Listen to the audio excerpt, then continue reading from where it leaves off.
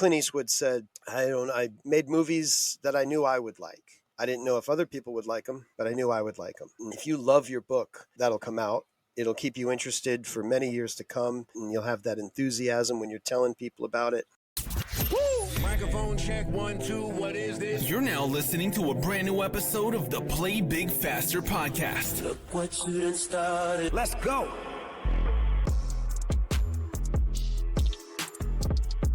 Hello, entrepreneurs, solopreneurs, and small business owners. We are here with another episode with Rodney Miles, aka the Book Dude, and he is going to share with us all things self-publishing, publishing in general, and things to really help your author journey. Rodney, thank you so much for joining us. Thank you. I'm really grateful. I'm excited to be here with you. Thanks, Sherry. Look, let's just dive right in. Why be an author? Oh, wow. Let's put that in the context of being an entrepreneur and being an author. For the credibility, first of all, is the first thing that comes to mind. The second thing would be the credibility. We could talk for 20 minutes about what it does for your credibility. The other thing is the usefulness of the tool that the book is. Many ways that people might not be aware of. And that was perfect because it is magic what you can do once you have that tool. That was actually really perfect. That was kismet, man. Try here. We try. Can we do that again?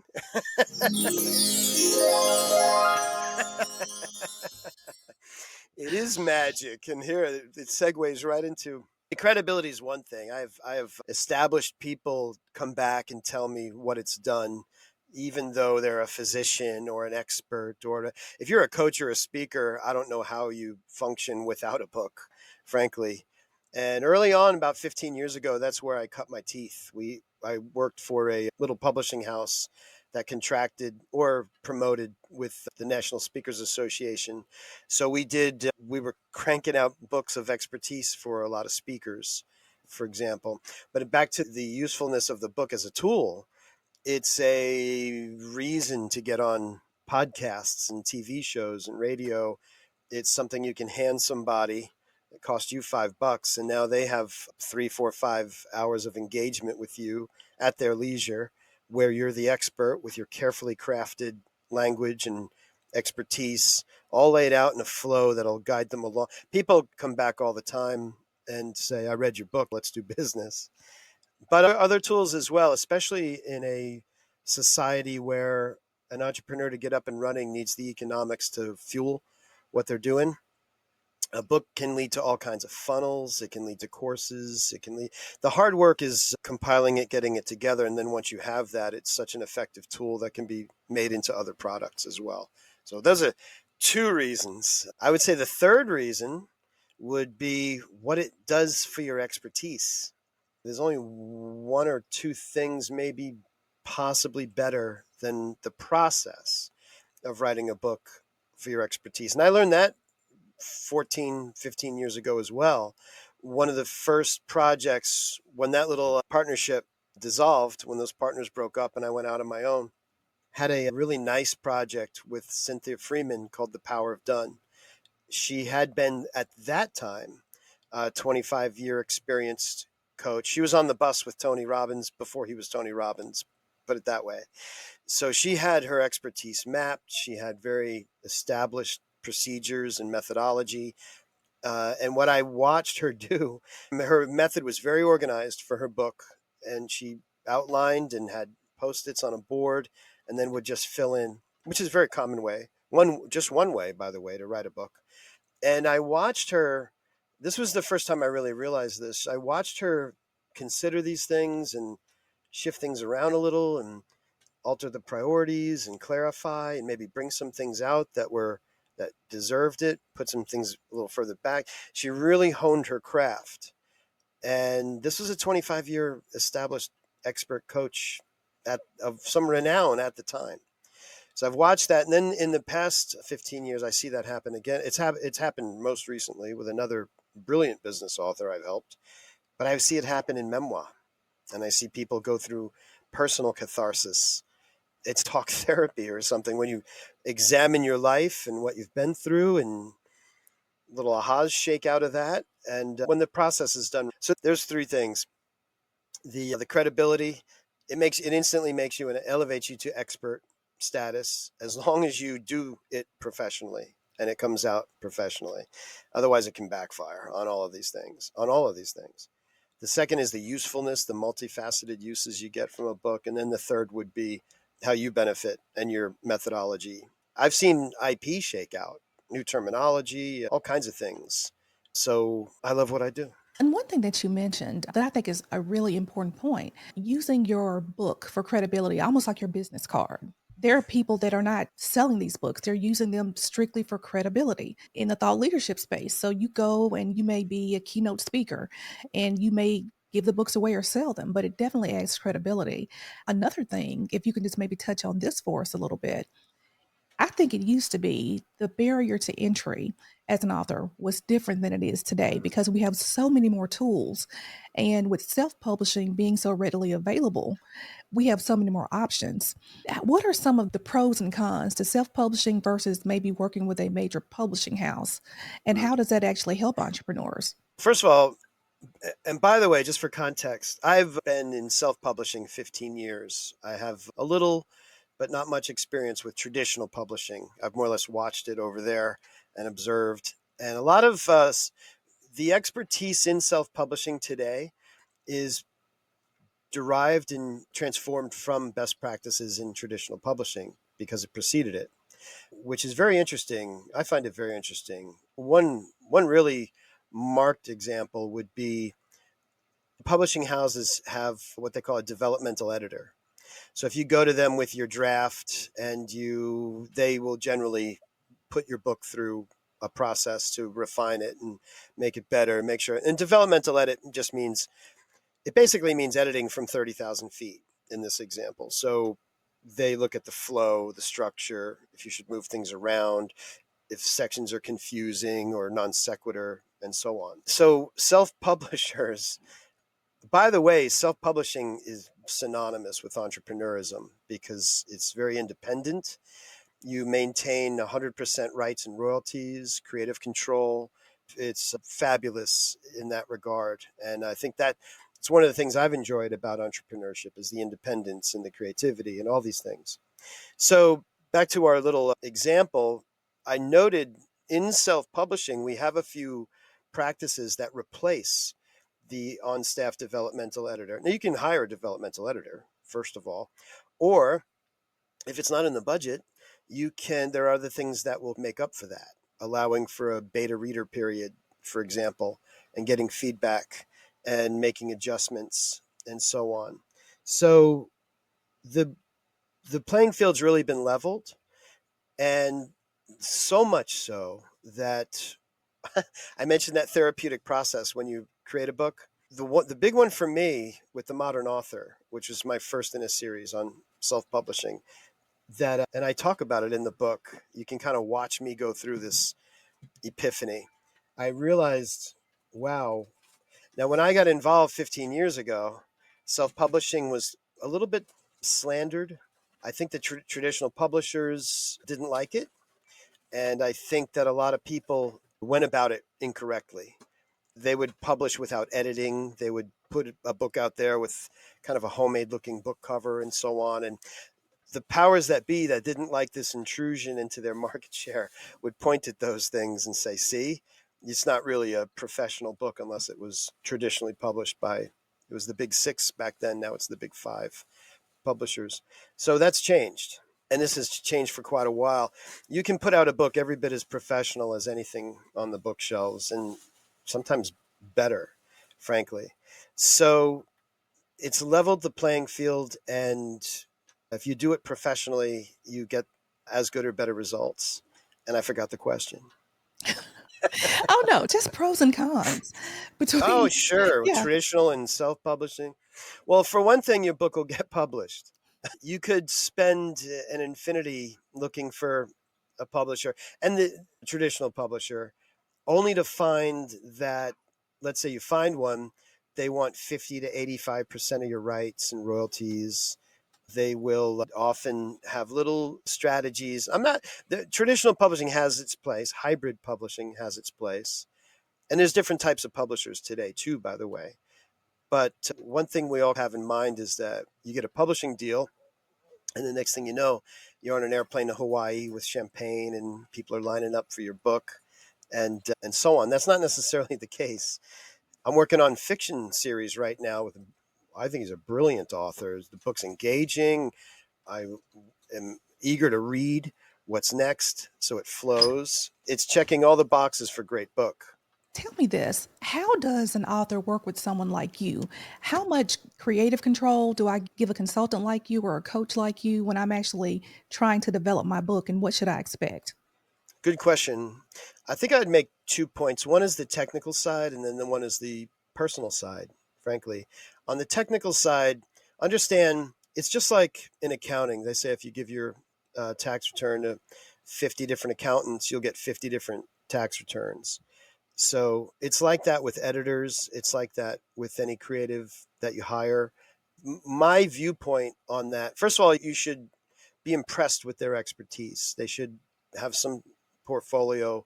And I'm not saying rule out new people either, because you can find a lot of great talent. It's like the minor leagues, right? Or high school or college, where you find someone very good at what they're doing and they're on the rise. If you're on a budget and you want to be effective, treat it that way, like a scouting program, and interview a good number and meet them and see what style of book covers they design, or what's their philosophy of editing is a really important one. So there are strict grammarians who will insist on things, and that's not me. Just as one example, I'm not saying my way is perfect or right, but my philosophy is these tools, even me, we work for you, you don't work for us. So everything I ever do with a client is a suggestion, and I try to make that clear, even editing. Now, keep in mind, my whole career I've worked to prepare books for lay audiences, for us normal folks. I don't Not academic papers or research papers or white papers or grants. Those are things that might actually require a specific way of citation and so on. But we've got a lot of flexibility with popular books. So everything I ever do, design, editing, it's always a suggestion for you to review and understand and approve or reject. And I think that's the right way for popular books, put it that way. The other thing is personal. I always say, talk to the person. If they don't offer a free, I no longer offer free live intro call. It happens. But you should meet one on one, even if you've seen somebody on a show like this or something, because it's likely a prolonged relationship. And if you don't get along on at some personal level, it can affect the result. And I am a real advocate for the process itself should be enjoyable and fruitful and healthy. If you go through a lousy process, and it's a little hard to come out with a great book that way, first of all. So I think both of those things. And I don't necessarily have any claim to being the absolute only one anybody should ever engage, because it depends on style and personality and a few things. And it is generally a longer relationship than, say, just some quick task. Well, how do I know that I'm ready to work with someone like you? What phase of the book writing process do I need to be in before I engage someone like you? I'd say in a perfect world, that's as soon as you decide to or think of writing a book, because I do little 1 hour consultations, and I find there are very often parts of the process people aren't even aware of. And when you can explain some of those possibilities in a short call, it can make a difference in your entire project. Pre launch and post launch are two of those that very often I find people haven't considered. So that's in the perfect world. Did you get that all done up front? You can even get advices on writing and what to expect. If you can lay out the process, and that's, by the way, one of the things in my bundle that we'll talk about. I finally put it out in a Gantt chart that you can see in a full self-publishing cycle. Here's a timeline. Here are the activities that ideally take place. Not everybody does all of them. Not everybody does a pre-launch, for example. In fact, if you're writing a book of expertise for credibility, you may or may not do a pre-launch period. It's all on a custom case by case basis. But short of getting involved right away, I find where most people realize they need some help is probably most generally where they get their draft done. They will Person will know, all right, I want to write a book, and they go through whatever they go through to get a draft written. And I liken that to standing at the edge of a cliff and going, what do I do now?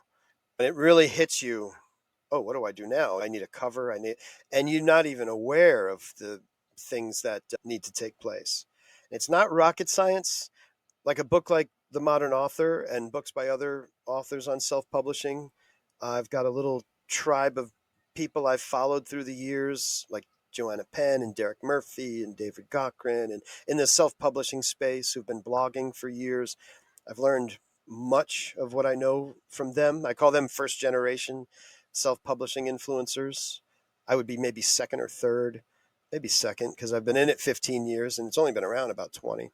But once you have an idea of that process, it can really shed a lot of light and simplify things actually as well. You said something that kind of made my eyes light up. You said the word bundle, and I love a bundle. So tell me a little bit more about your bundle.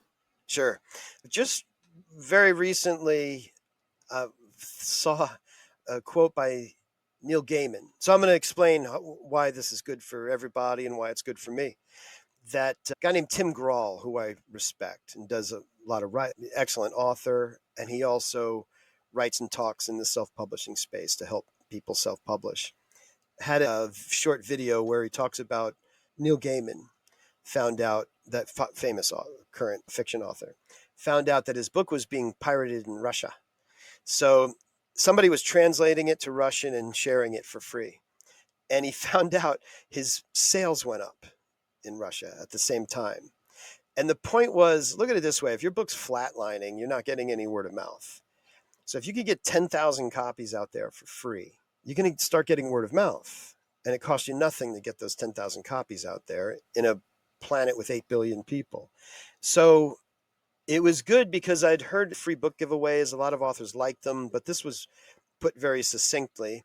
It also satisfies through the years as my rates have gone up and my personal bandwidth has, anybody's personal bandwidth has got a limit. One thing that's always kind of worried me is how am I going to help the people the books that I really want to see get done? I feel like you depart from contact with that crowd.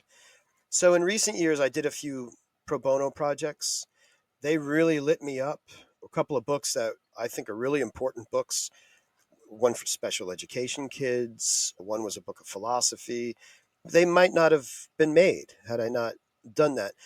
It wreaked havoc on me personally and professionally because it's a lot of work for no pay. So this free book idea was very interesting. So I thought I'll make the Modern Author free as a PDF. And what'll happen probably is a percentage will decide I want it in print anyway, or I want it on my Kindle, and buy a copy. Great. Otherwise, the more free copies I get out there, the better. So I started doing that. That's available now, and right now I'm making it available as a free bundle of PDFs. There'll be 3 PDFs. One is the full content of the Modern Author, Volume 1 of the Book Dude's Guide to Self-Publishing. The other is that Gantt chart that I mentioned, where in one-page graphic lays out all the 10 stages that I talk about in self-publishing, how they fit, and can give you like a visual, a graphic representation of what you're about to go through. Because I found a lot of all clients are like, what happens? What do we do next? And I have had that for years as 10 facets, if not linear stages of what you're doing. Now I have it in graphic form so you can see it. Like, okay, next, you know what to expect. The third document I'm including in the bundle is one I've shared with clients through the years called Publishing Accounts and Print Options, which basically, when I have gotten started with a client, an author, to get their book done, I can pretty much handle everything, but there are some things I need the client to do, and I need them to know which publishing accounts to open, what other things you'll need logistically for production, like your ISBN numbers, your Library of Congress control number, and in different countries, they have an equivalent to these things. And that document, as 4 or 5 page document, talks about the handful of accounts you'll need with a link to go open it, some advice and insights as to what you'll deal with when you get there in order to create those accounts. It also even goes a little bit into the more prominent or established groups you can join, like alliances for writers and self-published authors and things like that. And then the other thing it touches on is what it's not really a minor detail, but it's a quick detail, like what your paper color options are, what editions you can make, hardcover, what types of hardcovers, things like that. So you have all that in this bundle. And I really wanted something to actually just for free enable somebody to go do it. And I think with that book and those two other PDFs, you can do it completely by yourself. Because I've been a very DIY guy most of my life. I hire professionals here, and today I work with certain other professionals like a publicist or a proofreader where they have their expertise, and it all comes together depending on what every author client needs and wants. Now, this is so good. With the bundle, and even with the information you've given us here today, I know there is still probably one thing that you have, your secret sauce. And I want you to share that with us. If you had just one piece of advice to share with entrepreneurs on how to play big faster, what would that You know what? We talked for a second about that before the show, and I had one idea, which was treat every more for freelancers. And it could be a little bit of a dangerous advice for an author, but it was like treat every client, every project like your dream client, which is great advice. There are limitations to that, but in general, that's great advice. But when you said secret sauce, can we cue that sound? There you go. Thanks so much. That's so cool. All right, here it is. It's love your book. It's love your book and love your cover. And I mean that not in any unicorn rainbow way, or a little bit, but love in terms of you're excited about it, you have an affinity for it. If it's take your time with it, there's an optimum time, not necessarily rushed, not necessarily slow. But if you can come out of the process, and by the way, just a little caveat, I think it was Da Vinci said, no work of art is truly ever finished. There is going to be a point where you realize, okay, I've been through this book and it starts to seem like diminishing returns. It does get better with each review, but there's a point where, okay, I think it's ready. Hand it off to a proofreader and get it out there. Your book and your cover, if you love them and you're excited about them, it's called an author's tone. When you read something somebody wrote, you can tell how they feel and think about the subject they're writing about. If you love your book, that'll come out. It'll keep you interested for many years to come in sharing it and promoting it, and you'll have that enthusiasm when you're telling people about it. And I find, I believe other contractors, other publishing houses, even service publishing houses, there are a few really excellent ones out there, but I think often that factor can get lost in the mix. So it gets to where, okay, we need this out, or it becomes a technical feat rather than an exercise of passion. Hopefully, if you do what you do, if you speak what you speak about, you have a passion for that, because the book is a start. It's often a finish to memorialize what you've learned, depending on where you are in your career. But yeah, that factor, if you put it this way, I think Clint Eastwood said, I made movies that I knew I would like. I didn't know if other people would like them, but I knew I would like them. He said something to that effect. And if you do that with your book, we can put it this way. I just saw this great video by Alan Watts. He talks about a Taoist principle called Wu Wei. Look that up on YouTube. It's a beautiful little video. Alan Watts Wu Wei. Stop Trying is the name of the video. And the best little metaphor in that video, he says, if you see a dancer or a musician, you can tell if they're forcing it, but if they're flowing with it, you get that. And that's the Wu way of preparing your book, and even for your business. Absolutely. Now I'm going to have to pivot because something you said just really struck a chord with me when you talked about the cover. So, what makes a good cover or a great cover? Good question, because that's your cover is as important as your book, as important as your book, until it's a timeless classic. Once it's a timeless classic, it doesn't even need a cover, because Shakespeare or Danielle Steele could probably sell books without a cover, because you know them, they're established. But your cover, there are some technical aspects, and then there's that love aspect that I would add to it. So we've covered the love aspect. technical aspect. And by the way, that even the expert I've learned from with cover designs, a guy named Derek Murphy with creativeindie.com, I think. He started as a cover designer, and a lot of these principles I got from him.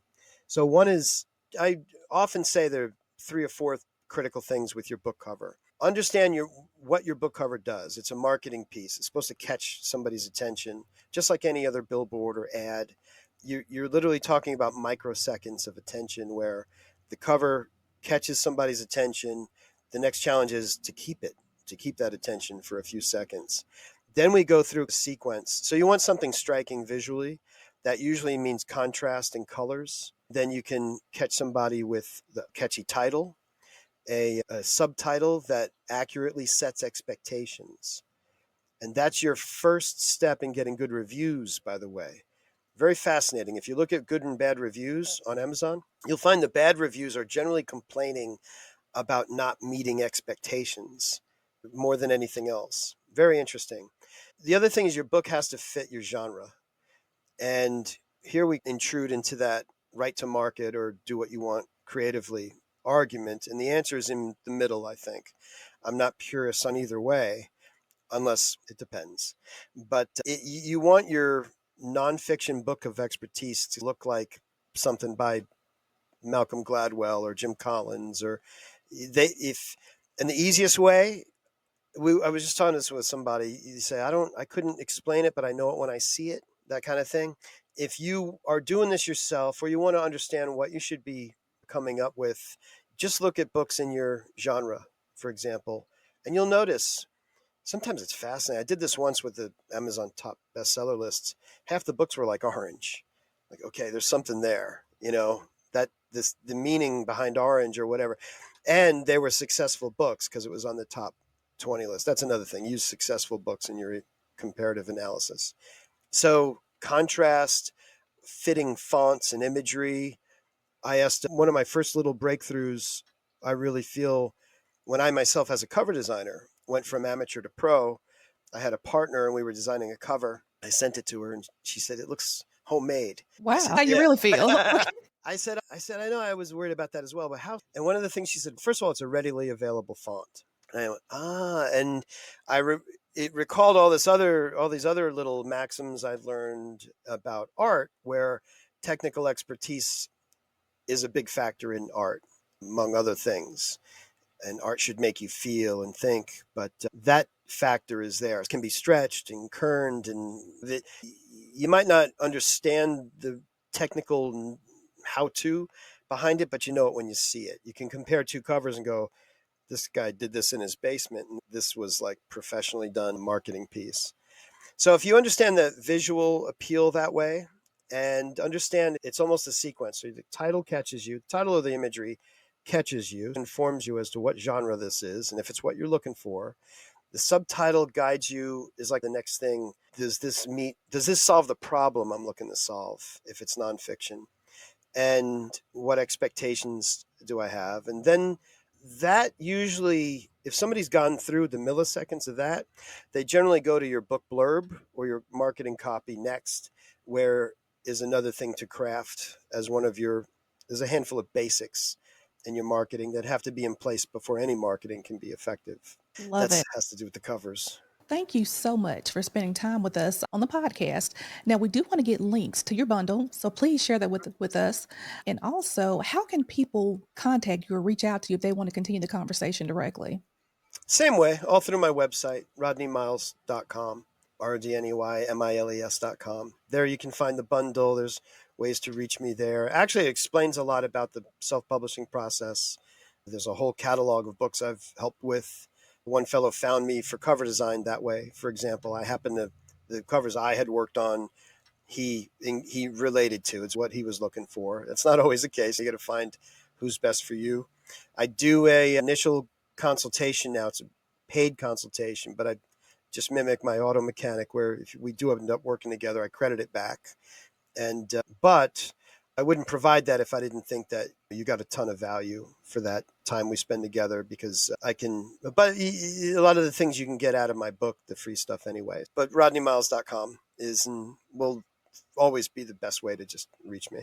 Sounds great. Rodney, thank you so much for being with us. Thanks so much. I appreciate it very much. Thank you, Sherry. And to everyone listening, play big faster. Thanks for listening to this episode, and remember to play big faster.